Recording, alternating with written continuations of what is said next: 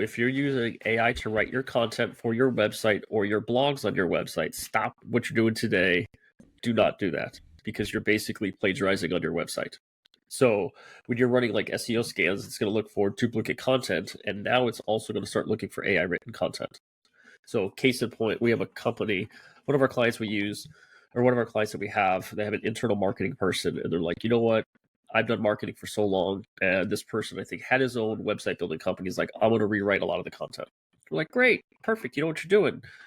Several months go by after the new website's launched, and sure enough, we started noticing they start dropping in rankings. We're like, what's going on? Well, we scanned the website, and sure enough, they had both AI written content on the website, and they had plagiarized content, where they literally copied and pasted content from another website in another state, right? Even left the name of the business, poof, on the website.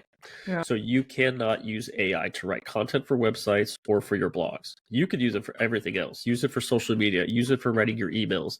Use it for replying to reviews online, right? Whatever else you want to use it for. Use it to write newsletters that you're going to hand out, or use it, whatever, everything. Just don't use it to write website content or blog content. See, that makes sense, because there's a lot of things that you hear. It's like AI can tell that or there's scanners that can tell you use AI, and that actually makes sense that they are just regurgitating. And so that's why you probably see cut through the noise and pull back the curtain and a lot of those phrases a lot, because AI has written so much of that kind of stuff. So now it's just regurgitating itself. Correct. It would, like Gemini. I love Gemini. Now Gemini's owned by Google. Yeah. But I love Gemini. You can actually, let's say you're gonna write your own website content, you could go to Gemini and prompt it to write me an outline for the homepage of this type of website to include these types of services. And it's going to give you everything that you could be writing about. To take it a step further, so are you familiar with AI overview? In where? Like on a Google search. Yes. Right. So AI overview is something that's newer to desktop. It's been around a little bit on mobile, but now it's on desktop. So the search results as we know it have changed. So AI overview is pulling content from websites. So if let's say I go to Google and I'm like, how much does it cost to replace my roof? It's going to scan the web. It's going to scan real quick. It's going to put links to different websites in the AI overview. Then it also is going to pull information from your Google Map profile, from your FAQs that you're writing that people don't know that they should put in there. And it's going to pull other information as well. So when you're writing content, you can use Gemini or ChatGPT or whatever you use to write an outline of what you should write about.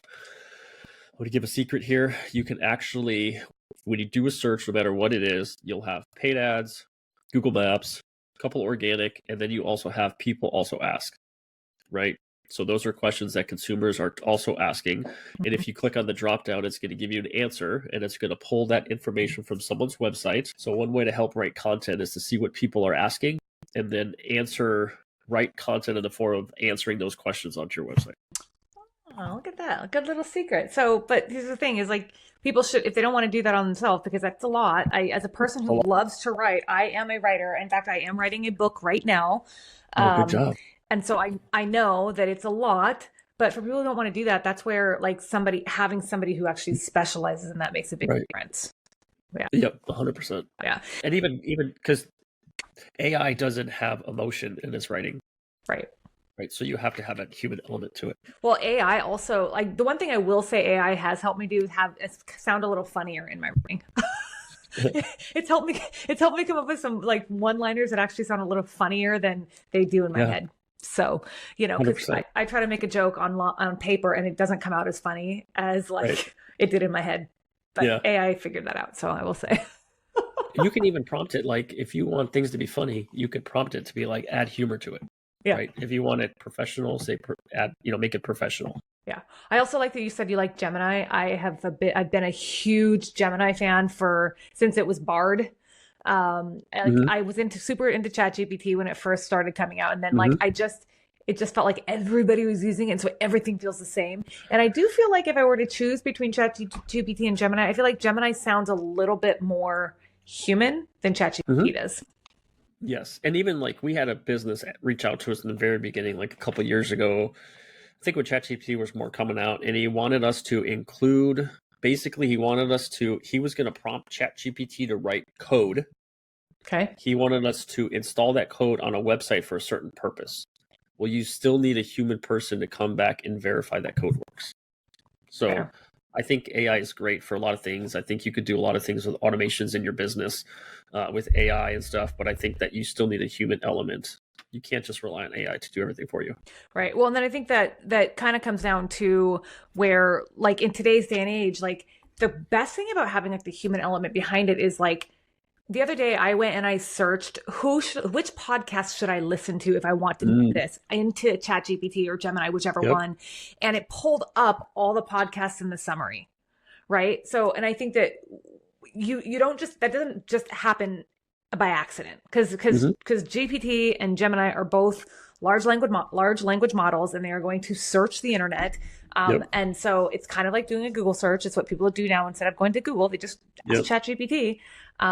So how do you, I mean, have you guys ever had any of your clients that you've worked with get found because of Chat or Gemini? If they have, it's never been brought up to us. Because I've actually done that. I've done the ChatGPT, and who's the best plumber in this city? And it just gives me a random name of a plumbing company. And you look at that plumbing company and it has 10 reviews. So how is that the best plumbing company if their competitors have 300 reviews? But how is it making that? Right. So I'm not an expert in AI, so I have no idea why it's choosing that specific plumbing company to tell me that that's the best one. Yeah. Huh. I was curious. I'm like, how do people do that? Because I know someone else who got found like as a real estate agent because of ChatGPT. I believe ChatGPT, I think they're still pulling from Google, right? So your AI still has to pull from some platform, right? Whether it's one platform or multiple platforms. So that could be why. Again, I'm not an AI expert.